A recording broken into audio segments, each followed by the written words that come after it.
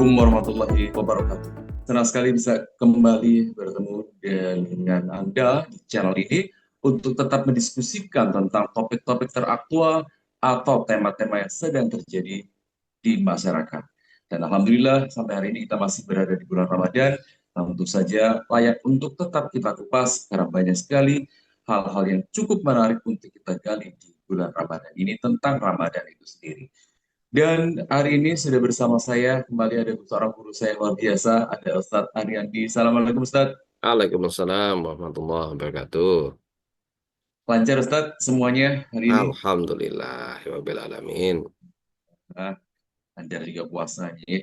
Baik Ustadz, kita akan diskusikan tentang tema Ramadan yang ternyata banyak sekali hal-hal yang bisa kita gali atau kita bisa dapatkan dari Ramadan itu sendiri. Di antaranya bahwa Ramadan yang juga sebagai bulan saum disebut sebagai salah satu dari perisai umat Islam. Hmm. Saya ingin bertanya Ustaz, jika puasa adalah perisai itu sendiri, sebenarnya apa yang kita lawan dengan puasa sebagai perisainya dan apa yang kita lindungi dengan perisai tersebut? Ya, ya, Bismillahirrahmanirrahim. Ya, ya, Alhamdulillah, rabbil alamin. Eh, Kita kita mencoba membahas sedikit ya tentang puasa. Jadi kita untuk memahami puasa itu sebagai perisai, kita harus memahami dulu apa sih puasa kan itu ya. Ya, Puasa atau dalam bahasa Arabnya kita sebut saum ya, secara pengertian bermakna itu imsak ya. Imsak itu artinya menahan, bukan waktu imsak ya gitu ya. Artinya menahan itu.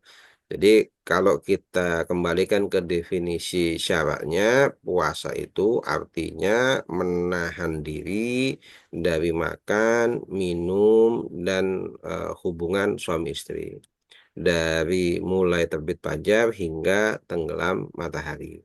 Ya. Ya, pertanyaannya kemudian, apakah kemudian mencukupkan diri hanya kepada menahan tiga hal ini? Nah, secara syar'i untuk sahnya puasa ya hanya tiga hal ini. Akan tapi Rasulullah juga menggambarkan dalam sebuah hadis lain gitu ya. Kamin so'imin.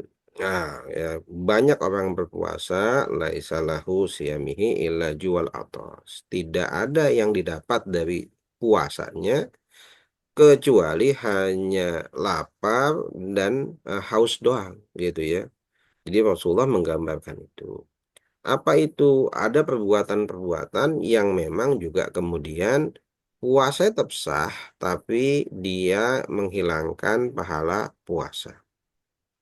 Jadi puasa ini ibadah yang unik, ibadah yang harus bisa dikatakan selaras antara lahir dengan batin.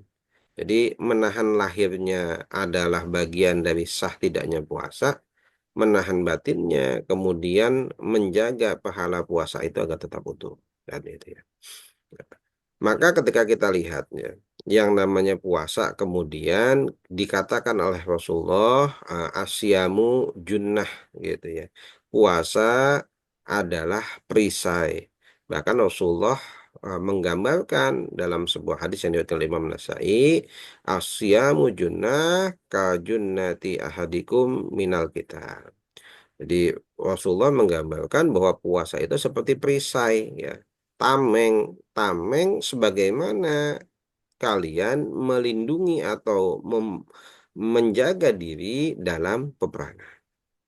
Atau dalam sebuah hadis lain yang diriwayatkan oleh Imam Ahmad dikatakan asyamu junnah gitu. Yastajinu bihal abdu minan nar. Nah, ini lebih jelas lagi. Puasa adalah perisai. Ini adalah perisainya seorang hamba untuk membentengi dirinya dari siksa api neraka. Gitu ya. Jadi memang bahwa puasa ya menurut Imam Ibnu Rajab Al-Hambali, puasa itu diharapkan atau tujuannya adalah melindungi hamba dari kemaksiatan di dunia. Sebagaimana yang namanya perisai melindungi seseorang dari serangan musuh dalam medan peperangan, gitu ya. Karena puasa ini benar-benar ujian yang paling unik gitu ya. Saya bilang ujian atau ibadah yang paling unik.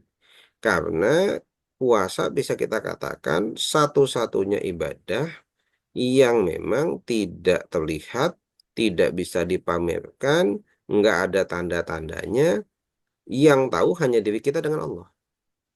Maka ketika orang bisa menjadikan puasanya sebagai perisai, sebagai pelindung, maka diharapkan di luar bulan Ramadan, meskipun dia tidak berpuasa misalnya ya, dia bisa tetap menjaga dirinya meskipun dia tidak terlihat oleh siapapun. Itu. Nah, ini yang diharapkan. Jadi bagaimana puasa menjadi benteng, menjadi perisai, menjadi tameng dari maksiat. Dengan puasa kita akan berpikir lebih lanjut ya ketika ingin melakukan maksiat. Meskipun mungkin tadi ya tidak membatalkan puasa, tapi bisa jadi membatalkan pahala puasa. Dengan puasa kita kemudian bisa melatih diri untuk bisa lebih apa namanya lebih taat kepada Allah meskipun tidak ada yang kemudian bisa kita tampilkan. Nah, demikian, Mas. Jadi puasa ini benar-benar melatih baik secara mental maupun secara fisik Ustadz ya. Jadi Betul, lapar, betul, luar biasa sekali mental dan fisik kita digembleng. Dan itu di bulan Ramadan kita harus mampu menyelesaikannya 1 bulan penuh. betul. Nah, bagaimana kalau puasa itu adalah sebagai perisai, sebagai junnah dari perbuatan buruk yang kita harapkan akan menyelamatkan kita dari api neraka? Bagaimana kita bisa mengkoreksi atau mengevaluasi, Ustaz? Apakah benar-benar puasa yang sudah kita lakukan ini sudah berhasil menjadi junnah bagi kita? Bagaimana kita mengevaluasinya? Iya, jadi gini, kita kembali ketika ketika kita melihat puasa tidak bosan-bosannya ya, para ustadz, para khatib, para ulama kemudian menyampaikan perintah sholat yang ada pada surat Al-Baqarah ayat 183 ya. A'udzubillahi minasyaitonirrajim. Ya ayyuhalladzina amanu kutiba alaikumusiyam kama kutiba alal ladzina min qablikum la'alakum tattaqun. Wahai orang-orang yang beriman diwajibkan atas kalian berpuasa sebagaimana puasa itu telah diwajibkan atas orang-orang sebelum kamu agar kamu bertakwa. Gitu ya. Nah, berarti Allah mewajibkan puasa dengan harapan kita itu menjadi orang yang bertakwa. Artinya menjadi orang bertakwa kan bukan hanya ketika puasa. Tapi kemudian setelah puasa, puasa itu latihan, setelahnya adalah pembuktian. Nah, maka kalau kita melihat bagaimana untuk mengukur apakah puasa itu berhasil untuk mendapatkan ketakwaan, maka bisa kita lihat hasil setelah puasa. Ibaratnya adalah ketika kita melihat bagaimana hasil seseorang yang telah belajar gitu ya di sekolah, maka hasilnya itu bukan dilihat dari sekolahnya, tapi bagaimana setelah dia lulus, maka kemudian dia bisa mengimplementasikan ilmunya, kan begitu ya.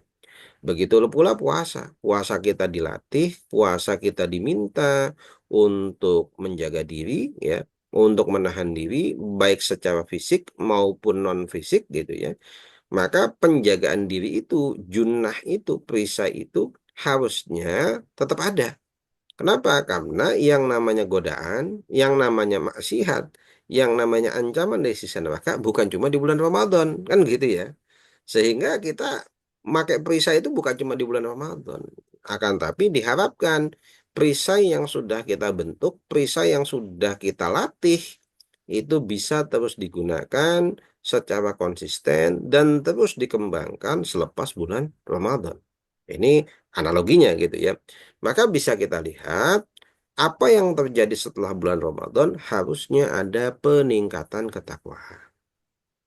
Apa sih ketakwaan? Ya, kadang-kadang kita bingung mendefinisikan dan seringkali terjebak dengan ya hanya sekedar kata-kata manis gitu ya. Takwa adalah menjalankan perintah Allah dan menjauhi larangannya kan gitu ya. Ya. Sederhana begini, sederhana. Yang namanya takwa adalah sebuah standar ukuran ya. Seberapa jauh sih kita taat, ya kan? Orang yang paling taat adalah orang yang paling bertakwa kan seperti itu ya. Gitu. Ya. Jadi yang namanya ketakwaan ini adalah bagaimana ukuran ketaatan kita. Maka diharapkan dengan puasa kita melatih ketaatan dengan kondisi yang paling tidak memungkinkan kita untuk mempertontonkan. Kan taat itu kadang kita butuh apa ya? Butuh ada dorongan. Ada orang yang rajin sholat mungkin karena dilihat oleh mertua kan gitu ya. Ada yang mungkin apa namanya baca Quran gitu ya, tadarus mungkin karena dilihat oleh teman kan gitu ya. Atau ada yang kemudian ya melakukan berbagai ibadah lain, zakat, kemudian ada yang mungkin zakatnya banyak, mohon maaf mungkin karena diliput media kan gitu ya. Tapi puasa itu nggak bisa. Apa yang mau dipertontonkan dari puasa? Nggak ada satupun yang bisa kita pertontonkan.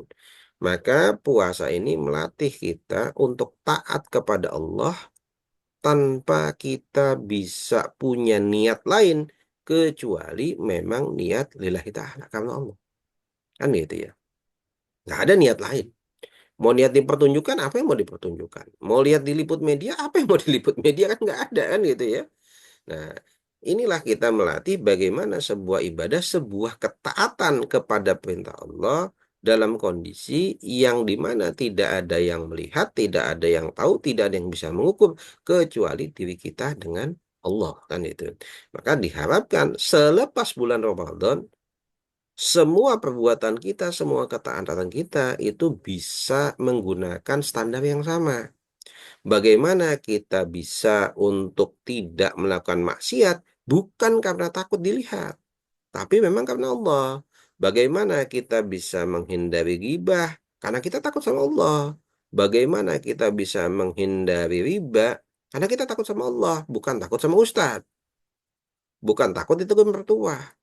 Atau misalnya kita menghindari korupsi, bukan karena takut ditangkap polisi, tapi karena memang ketakwaan kita sama Allah. Gitu ya. Nah, inilah yang kemudian bisa kita lihat hasil dari puasa 1 bulan penuh di bulan Ramadan, harapannya adalah ketaatan kita itu meningkat. Kan itu. Ya, sebagaimana ada sebuah hadis yang biasanya nanti disampaikan, bukan hadis ya, ini sebuah kaidah ulama yang disampaikan nanti biasanya di akhir-akhir Ramadan gitu ya. Jadi ada ulama yang membuat sebuah sebuah ya kita anggap kaidah syair ya semacam syair gitu ya. Ulama mengatakan begini, laisal id labisal jadid walakinnal id litakwal yazid gitu ya. Id itu ya selesainya puasa ya yang kita sebut Idul Fitri itu bukan orang yang punya baju baru. Akan tapi yang namanya id adalah orang yang ketakwaannya meningkat. Gitu. Ketakwaan dalam arti ketaatannya meningkat. Dia bisa lebih taat meskipun tidak ada yang melihat. Maka kita bisa nanti akan ngukur setelah bulan Ramadan ini, apakah yang terlihat bertakwa taat di bulan Ramadan akan terus menjaga ketaatannya atau bahkan menambahnya atau justru malah hilang ketaatannya. Gitu. Baik, Ustaz, berarti indikasi bahwa puasa kita bisa dibilang berhasil jika bahkan setelah Ramadan kita masih bisa merasakan efeknya, bahwa kita masih tetap mempertahankan ketaatan dan kita bisa menjaga hatinya, itu bahkan setelah Ramadan selesai, Ustaz, ya. Betul, betul, betul. Baik. Kalau begitu kan di Indonesia, sekarang kita mulai berbicara agak luas tentang negara kita. Iya, Ketika di Indonesia ini yang mayoritas, notabene mayoritas penduduknya adalah Muslim, yang insya Allah setiap tahun pasti melaksanakan Ramadan dan berpuasa. Tapi kenapa kemudian kita tidak, saya pribadi belum bisa merasakan bahwa efek Ramadan ini berpengaruh kepada negara kita. Karena ternyata kita bisa melihat masih banyak kejahatan yang terjadi, masih banyak hal-hal keburukan-keburukan, misalnya korupsi yang hmm, bukan hanya bertahan tapi membesar setiap hmm. tahun. Dengar Ini seperti itu. peningkatannya Ini bukan ketakwaan tapi peningkatan korupsi ya. betul sekali meningkatkan angka korupsinya. Nah, ini kenapa gimana, Ustaz? Apakah efek atau dampak puasa itu memang belum bisa dirasakan secara menyeluruh, secara nasional, Mas Musin, atau memang hanya dirasakan secara pribadi saja, atau bagaimana? Ya. Ya, maka ini kita bisa lihat ya bahwa ini sejalan dengan apa yang Rasulullah sampaikan gitu ya. Di mana Rasulullah menyatakan betapa banyak orang yang puasa tapi nggak ada yang didapat kecuali hanya lapar dan haus saja gitu ya. Termasuk orang-orang yang kemudian dia tidak membangun Ramadannya, tidak membangun puasanya dengan penjagaan terhadap kemaksiatan kan itu ya. Dia tidak menjadikan puasanya sebagai tameng. Ya, kemudian dia merasa setelah bulan Ramadan lewat, dia kembali lagi seperti biasa. Dia lupa bahwa yang namanya ancaman tersesat dalam kemaksiatan, godaan setan yang bisa menjerumuskan kita pada api neraka juga ada setelah bulan Ramadan kan gitu ya. Jadi bukan setelah bulan Ramadan setannya eh, libur gitu ya, cuti enggak gitu ya. Bahkan justru lebih berat gitu ya dibanding bulan Ramadan. Nah, bulan Ramadan kan Rasulullah katakan setan-setan dibelenggu. Wong setan dibelenggu aja masih ada yang maksiat loh. Kan gitu ya. Apalagi ketika setannya sudah tidak dibelenggu. Maka justru bulan Ramadan ini kita diberikan kemudahan. Setannya dibelenggu, kita dikasih tools, dikasih cara, dikasih 1 bulan penuh latihan untuk menghadapi berbagai apa namanya godaan gitu ya, baik secara fisik maupun non fisik. Diharapkan nanti ketika selesai bulan Ramadan, setan sudah berkeliaran lagi gitu ya, kita itu jauh lebih kuat. Jadi latihan kita ini sebenarnya latihan yang jauh lebih mudah dibanding di luar bulan Ramadan. Jadi kita katakan ya orang di bulan Ramadan biasalah gitu ya, kita tadarus, kita sholat malam, kita taraweh gitu ya, sholat berjamaah di masjid. Ini karena kita diberikan kemudahan. Harapannya dengan diberikan kemudahan, selepas bulan Ramadan kita bisa kemudian mempertahankan tadi kan gitu ya, mempertahankan. Maka ketika kita lihat ya, berkaca di masyarakat kita ya, ya mohon maaf, mungkin memang tidak ada greget ya, tidak memiliki kesadaran penuh mengenai fungsi dari puasa. Allah sudah jelas menggambarkan atau mengabarkan pada kita bahwa fungsi puasa itu adalah alakum tatakun, untuk menjadikan kamu bertakwa. Dalam bahasa lain, untuk menjadikan kalian kaum muslimin, orang-orang beriman, untuk jadi lebih taat. Kan itu ya, untuk jadi lebih taat. Nah, ini yang kemudian memang berat gitu ya. Berat kita lihat bahwa banyak kaum muslimin tidak paham tujuan puasa apa. Seringkali puasa hanya kemudian ikut-ikutan. Puasa, mohon maaf, bahkan ada yang menggunakannya untuk pencitraan. Sekedar kelihatan puasa. Bagaimana kelihatan puasa? Dengan cara mengundang atau mengadakan buka bersama. Kan gitu ya. Biar kelihatan puasa kan gitu ya. Padahal puasa nggak bisa dipertontonkan. Gitu ya. Bisa dipertontonkan mungkin buka bersamanya. Nah, ini yang kita kita lihat kemudian menjadi wajar ketika orang tidak paham apa yang ingin didapatkan dari puasa, maka tentunya dia juga akan kebingungan mengambil esensi dari puasa itu sendiri. Kan itu. Maka bisa kita lihat di negeri kita, mohon maaf, semakin ke sini, semakin ke sana katanya kan begitu ya. Bahasanya gitu ya. Semakin ke sini, semakin ke sana. Kenapa bisa kita katakan semakin ke sini, semakin ke sana? Kita bisa lihat bahwa di semakin modern bahkan ya setelah pasca reformasi lah kita kita lihat yang kita tentu berharap kebaikan tentunya ya di negeri kita ada menjadi lebih sejahtera, menjadi lebih ke apa lebih adil gitu ya, lebih makmur. Tapi realitanya semakin ke sini kita lihat angka-angka kejahatan malah semakin tinggi. Dan bahkan kalau kita lihat lagi yang rame terakhir ini adalah angka-angka korupsi yang bahkan nilainya sudah sangat fantastis gitu ya. Dulu kita menyangka ya di awal-awal reformasi yang namanya korupsi BLBI itu sudah yang paling besar kan gitu ya. Tapi ternyata itu dengan mudah dilampaui di beberapa tahun terakhir gitu ya. Yang bisa kita Ternyata lihat itu ya, angkanya menyentuhnya sudah bukan miliar lagi, tapi triliun, triliun, triliun, triliun korupsi itu gitu ya. Nah, ini yang kemudian bisa kita lihat. Memang ternyata sayangnya banyak di antara pelaku, tidak semua tentunya ya. Ini adalah kaum muslimin. Yang kita husnuzon, mereka juga ya berpuasa kan gitu. Nah, maka kita bisa lihat ada split personality lah kita anggap ya. Mereka ini melaksanakan puasa, tapi tidak paham mengenai apa yang ingin didapat dari puasanya tersebut. Maka akhirnya puasa hanya sekedar jadi rutinitas, dan seperti yang Rasul katakan, yang didapat jangan-jangan hanya lapar dan haus saja, kan gitu. Mudah-mudahan mereka tidak menganggap, para koruptor ini tidak menganggap dengan naiknya angka korupsi ini sebagai sebuah prestasi, Ustaz ya. Baik. Ustaz, saya juga mendengar bahwa sebenarnya umat Islam memiliki dua junah atau dua perisai yang luar biasa yang diharapkan bisa melindungi mereka. Yang pertama adalah puasa yang sedang kita diskusikan saat ini. Dan perisai kedua adalah adanya seorang pemimpin, seorang khalifah yang harusnya menjadi junah juga bagi umat Islam. Nah, bagaimana hal ini bisa dijelaskan, Ustaz? Bahwa puasa dan khalifah itu adalah perisai bagi umat Islam. Ya, ya. Jadi memang kalau kita melihat ya yang namanya penjagaan ketakwaan, ya dalam bahasa lain tadi ya ketaatan kita terhadap perintah dan larangan Allah itu memiliki tiga pelindung utama, ya tiga pelindung utama. Pelindung pertama adalah ketakwaan dari sisi individu kita. Seseorang yang memiliki keimanan, maka dia punya penjagaan terhadap ketakwaan. Seperti tadi, ya, seperti ketika dia puasa, puasa menjadi junnah, menjadi perisai. Nah, maka diharapkan secara pribadi dia bisa melindungi dirinya. Akan tapi ternyata tidak semua orang ya kan punya kemampuan gitu untuk melindungi ketakwaan dirinya. Kadang ada godaan. Kan gitu ya. Kita manusia gampang tergoda kan. Aslinya begitu ya. Semua seperti itu insya Allah.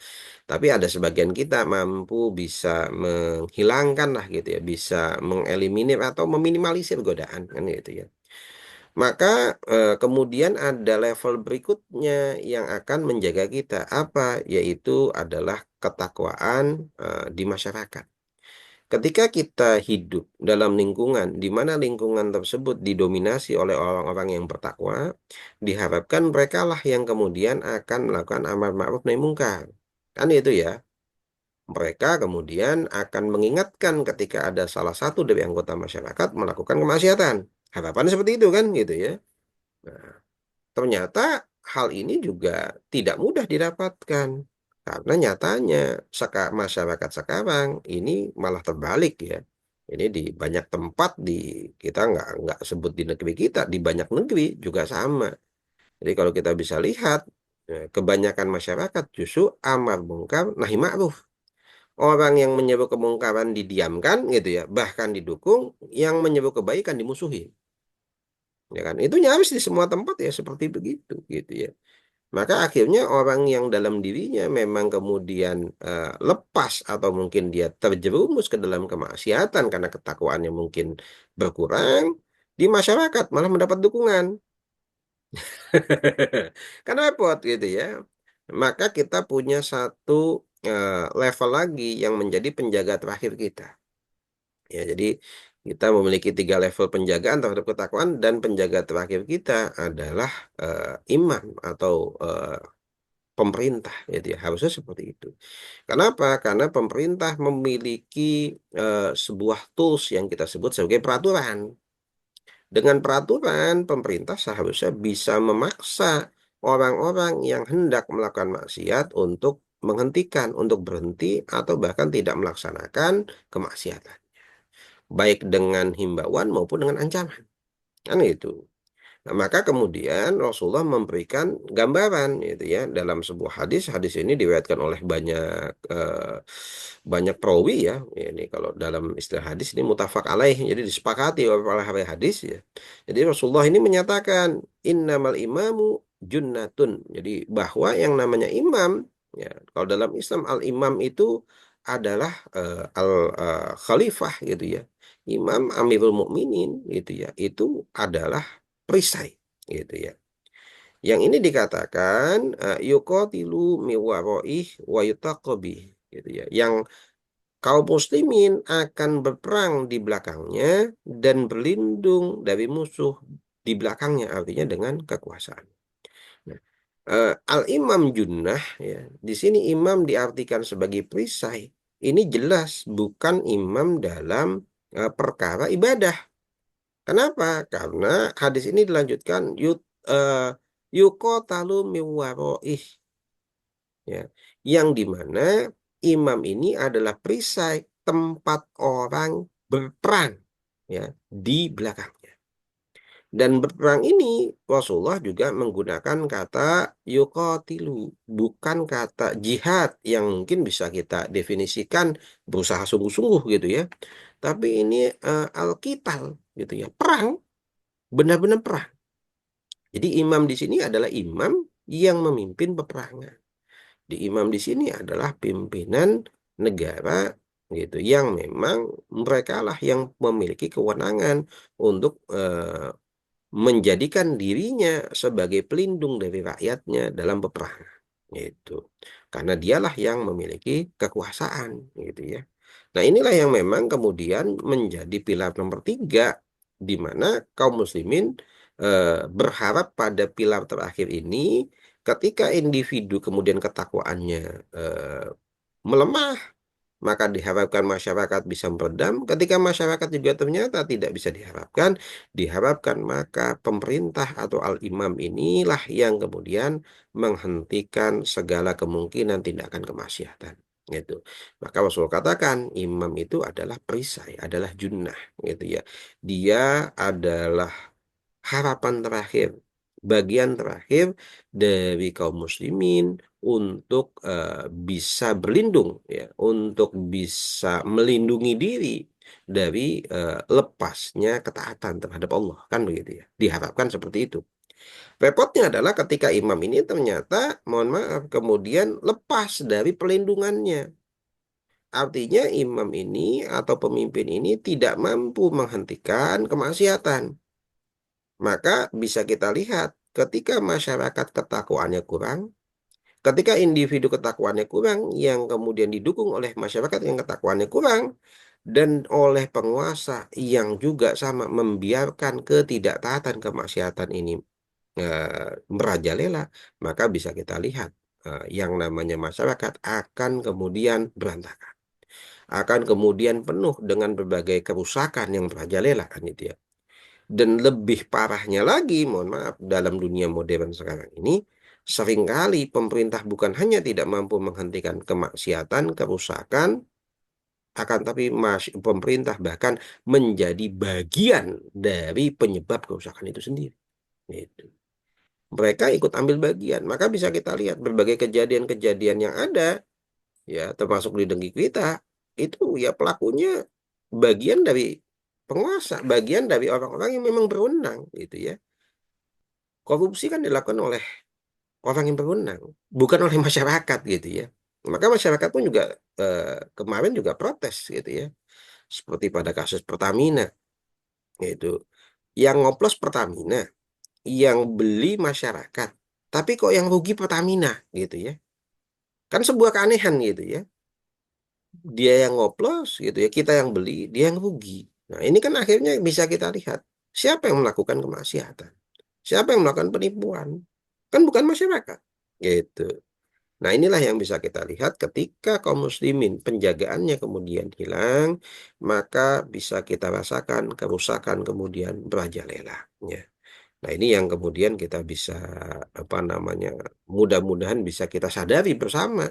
Kita butuh perisai-perisai umat ini dari mulai level pertama ketakwaan individu, kita juga butuh masyarakat yang bertakwa dan yang juga tidak kalah pentingnya, kita butuh penguasa yang memang bisa menerapkan syariat, yang bisa menjaga ketakwaan ini, ketaatan terhadap perintah dan larangan Allah, sehingga jika ada masyarakat yang terjebak atau ketakwaannya lemah, atau masyarakat yang kemudian tidak bisa menghalangi dari perbuatan maksiat, maka ada pemerintah, ada penguasa yang bisa turun tangan untuk segera menghentikan berbagai kemaksiatan.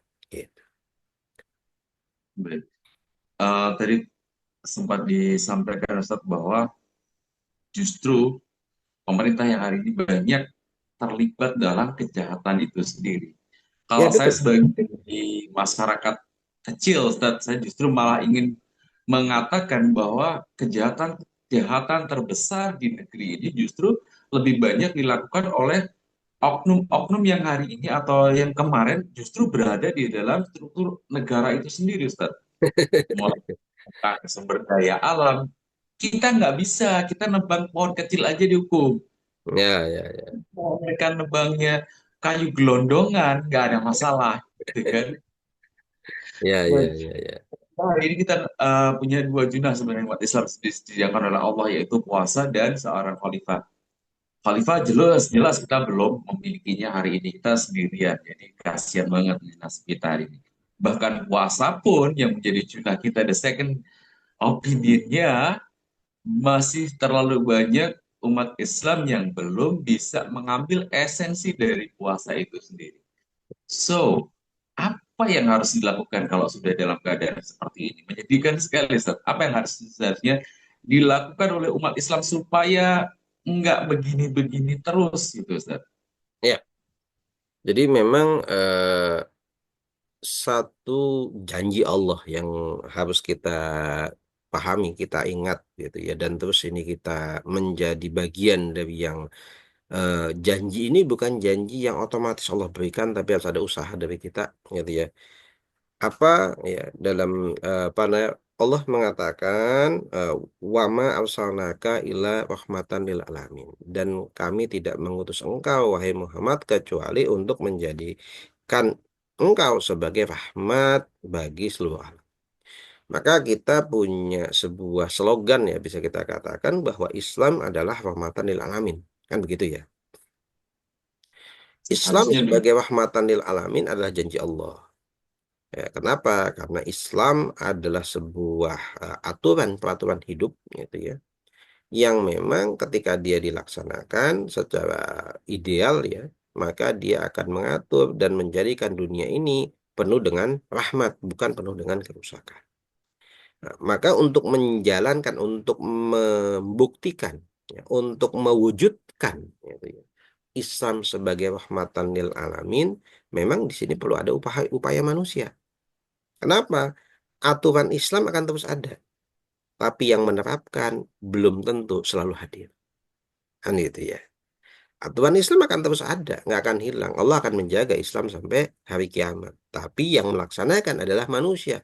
Dan manusia diberikan pilihan. Mereka bisa melaksanakan atau bisa meninggalkan aturan Islam ini. Nah, ketika kita ingin mengambil sebuah peran besar, saya anggap peran besar ya. Kenapa? Karena hanya orang-orang yang kemudian sanggup untuk menjalani tantangan besar. Apa itu tantangannya? Adalah mewujudkan Islam sebagai rahmatan lil alamin. Itu tantangan besar kita. Itu. Nah, pertanyaannya, caranya bagaimana? Itu. Pernahkah kita terbayang bahwa apakah Islam sekarang ini sudah rahmatan lil alamin? Sudah belum kira-kira Mas Yusuf? Kayaknya hari ini kalau saya secara ini belum belum bisa merasakannya, Ustaz. Nah, itu. Maka tugas kita juga untuk mewujudkan hal tersebut. Kita harus mengambil peran untuk mewujudkan Islam sebagai rahmatan lil alamin. Nah, pertanyaannya bagaimana caranya? Nah, kita bisa lihat Islam itu menjadi rahmatan lil alamin, bukan rahmat hanya li Indonesia, bukan hanya lil Arab, bukan hanya lil Maroko, kan bukan gitu, tapi lil alam, kepada seluruh dunia. Pertanyaannya, apakah bisa hanya mengharapkan bagian-bagian kecil kaum muslimin dengan kondisi terpecah belah? Kan tidak mungkin. Gitu. Maka yang pertama harus dilakukan oleh kaum muslimin untuk mewujudkan gitu ya, Islam rahmatan lil alamin adalah kaum muslimin kemudian harus bersatu. Bukan terpecah belah, bukan malah bermusuhan satu sama lain, kan begitu. Itu dulu yang pertama, kan gitu. Harus bersatu. Tanpa persatuan, Islam tidak akan pernah menjadi rahmat. Kan gitu ya. Islam tidak akan pernah menjadi rahmat. Maka kedua, ketika kita sudah bersatu, maka kita juga harus membangun sebuah persatuan dengan sebuah bangunan yang jelas. Bisa nggak kita kaum muslimin bersatu hanya dalam bentuk komunitas, gitu ya? Ternyata sudah ada sekarang seperti OKI gitu ya, Organisasi Konvensi Islam. Pertanyaannya, apakah OKI sudah bisa mewujudkan Islam rahmatan lil alamin? Kan belum juga, Belum. gitu ya, belum juga. Gitu. Nah, ini kemudian jadi PR kita. Nah, ternyata untuk bisa mewujudkan Islam rahmatan lil alamin, selain kaum muslimin itu harus bersatu padu, kaum muslimin juga harus bersatu dalam sebuah naungan yang memiliki kekuatan. Dan bisa kita lihat di dunia ini, tidak ada persatuan yang memiliki kekuatan yang lebih tinggi daripada sebuah entitas yang kita sebut sebagai nation atau negara. Kan gitu. Maka menjadi sebuah keniscayaan, sebuah yang memang mau nggak mau harus ada, kaum muslimin ini harusnya bersatu padu, kaum muslimin sedunia di bawah satu institusi yang kita sebut sebagai institusi negara atau daulah yang berasaskan pada Islam, daulah Islam. Yang dari zaman Rasulullah menyampaikan pada kita, Rasulullah mengistilahkannya atau menyebutkannya sebagai al-khilafah, itu ya, daulah al-khilafah. Itu sebagaimana yang dicontohkan oleh para sahabat, yang mereka kemudian diberikan gelar sebagai khulafaur rasyidin, gitu ya, yang Rasulullah memberikan gelar terbaik juga kepada mereka, kan begitu ya, yang nantinya akan kembali lagi sebagaimana sahabat itu membangun kekhilafahan Rasyidah ala minhajin nubuwah. Nah, hanya dengan kaum muslimin bersatu di bawah institusi yang memang memiliki kekuatan untuk merubah kemaksiatan jadi ketaatan, mampu untuk merubah berbagai kerusakan menjadi kebaikan, yang itu tidak bisa kita lihat sekarang ini ada, baik negaranya, negerinya, maupun perkumpulannya. Perkumpulan kaum muslimin terbesar tidak mampu melakukan apapun terhadap berbagai kemaksiatan. Bahkan sekedar untuk menolong sesama muslim, saudara sesama muslim, mereka tidak punya kekuatan. Mereka tidak bisa melakukan apapun terhadap nasib kaum muslimin di Gaza misalnya, kan gitu ya. Itu mereka nggak bisa melakukan apapun. Nah, ini yang memang menjadi concern kita. Kalau Islam memang rahmatan lil alamin, maka institusi yang mengaku sebagai bagian dari rahmatan lil alamin harusnya punya kemampuan menyelesaikan berbagai krisis. Gaza selesai, Rohingya selesai, Xinjiang selesai, kan begitu harusnya. Bukti rahmat, rahmat apa? Menghilangkan berbagai kesulitan, menghilangkan berbagai kerusakan, kan gitu ya. Termasuk di berbagai negeri lain yang mungkin di situ bukan kaum muslimin, seperti mungkin di Kongo gitu ya, yang dimana peperangan terus terjadi, nggak selesai-selesai. Harusnya kalau Islam itu memang memiliki institusi yang pantas disebut sebagai rahmatan lil alamin, itu bisa dengan mudah selesai, kan gitu. Maka ini yang memang menjadi harapan kita. Harapan kita apa? Harapan kita adalah mengembalikan Islam pada tempatnya, apa? Yaitu sebagai rahmatan lil alamin. Dengan kita berharap gitu ya, kaum muslimin mau bersatu dan mau berada di bawah naungan sistem Islam secara kafah. Jadi konsep institusi daulah Islam yang kemudian sering lebih disebut sebagai khilafah itu konsepnya bukan sebuah nation lagi, bukan perdaerahan, tapi secara global menyeluruh untuk seluruh dunia, Ustaz ya. Ya, jadi untuk seluruh kaum muslimin, ya satu-satunya cara kaum muslimin untuk menjadi hebat adalah dengan persatuan. Karena Kita seringkali mendapatkan sebuah pelajaran, ya insya Allah kita semua hafal dengan pepatah ya kan, yang mm, diajarkan dari semenjak kita kecil ya, bersatu kita teguh, bercerai kita runtuh, kan begitu ya. Jadi memang memang persatuan itu nggak bisa ditawar, kan gitu. menarik sekali Ustaz, terima kasih banyak atas penjelasannya, atas pemaparannya yang luar biasa. Cuman saya tetap ingin mendengar closing statement Ustaz untuk tema kita hari ini tentang dua junah yang disediakan Tuhan untuk umat Islam yang seharusnya melebarnya akan menjadi rahmatan di alamin untuk seluruh umat manusia di seluruh penjuru dunia.